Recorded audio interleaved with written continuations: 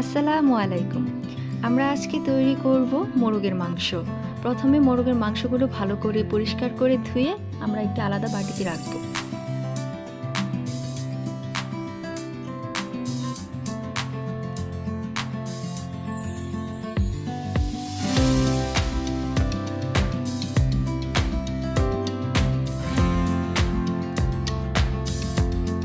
এখন আমরা মশলা দেব। প্রথমে দিচ্ছি জিরার গুঁড়ো,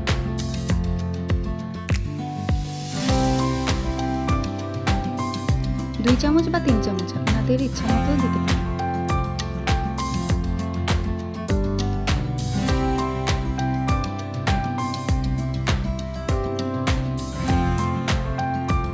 মাংসের পরিমাপ করে তারপর দেব মরিচের গুঁড়ো। মরিচের গুঁড়ো ঝাল যার যেটা পছন্দ ওই রকম ভাবে আপনারা দিতে পারেন। কেউ ঝাল বেশি খায়, আবার কেউ কম খায়।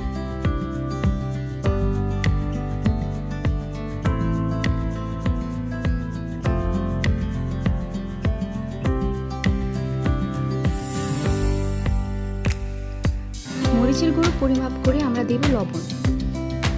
মরিচ যদি 2 চামচ দিই তবে আমরা লবণ একটু 2 চামচ বা তার কম দিতে পারি। অনেকে আছে যারা লবণ বেশি খায়, আবার অনেকে আছে যারা লবণ কম খায়। তারপর দিব হলুদের গুঁড়ো। হলুদের গুঁড়ো একটু কমিয়ে দিলে সেটা ভালো হয়, কারণ হলুদের গুঁড়ো বেশি দিলে তরকারিটা তেতো হয়ে যায়।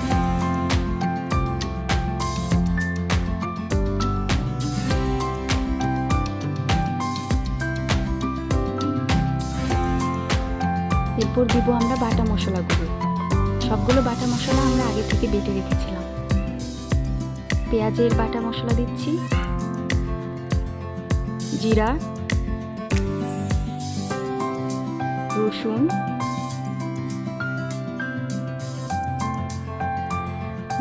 দারচিনি আপনার ইচ্ছা করলে গুঁড়োটাও দিতে পারেন বা বাটাটাও দিতে পারেন।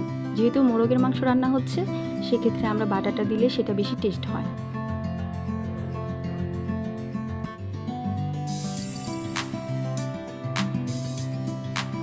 এখন আমরা সবগুলো মশলাতে তেল দিব।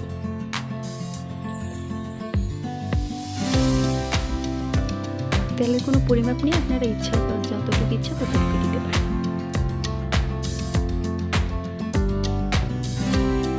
তারপর সবগুলো মশলা একসাথে রেখেছি, ওইগুলো মাংসের সাথে ভালোভাবে মিক্স করব।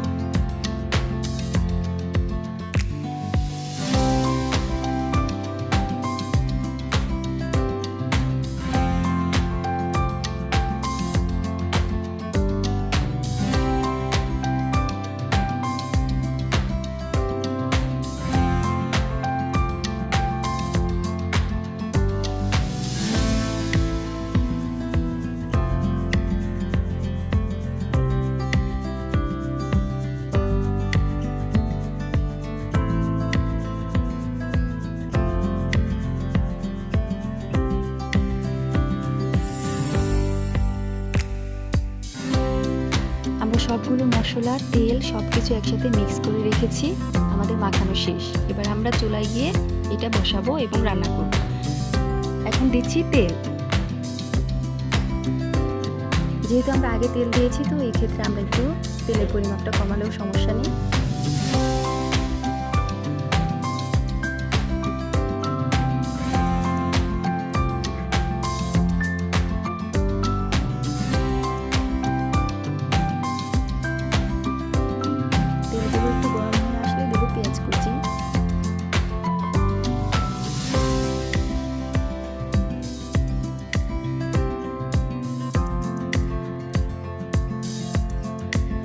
তেজপাতা,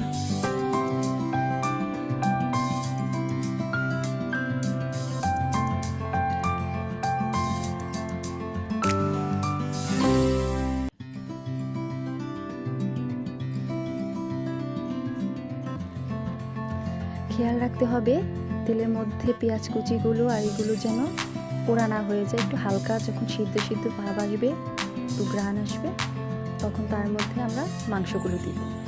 অবশ্যই খেয়াল রাখতে হবে পেঁয়াজগুলো যেন পুড়ে না যায়।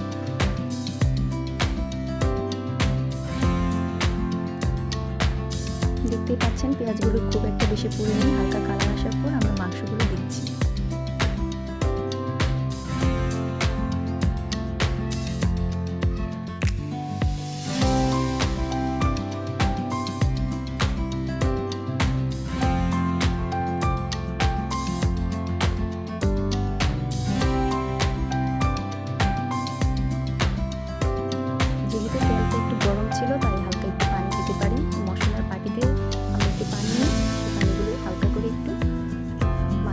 দিলাম।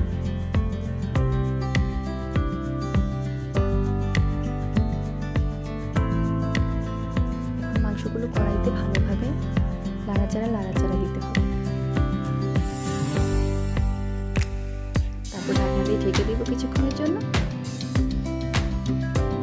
যখন হালকা একটু মাংস তুলে আসবে, আপনারা চাইলে আলু দিতে পারেন অথবা আলুটা একটু স্কিপও করতে পারেন। আলু দিয়ে তারপর কিছুক্ষণ পর মাখামাখি করে তারপর আমরা এখানে দিব পানি। পানির পরিমাণটা আপনারা একটু বাড়িয়ে দিতে পারেন, কারণ সিদ্ধ হতে হবে তো মাংসগুলো, যেহেতু মোরগের মাংস, তাই পানির পরিমাণটা একটু বেশি করে দেবেন। তারপর আমরা কিছুক্ষণ সময় এটা রান্না করব। রান্না করার পর হয়ে যাবে মোরগের মাংস।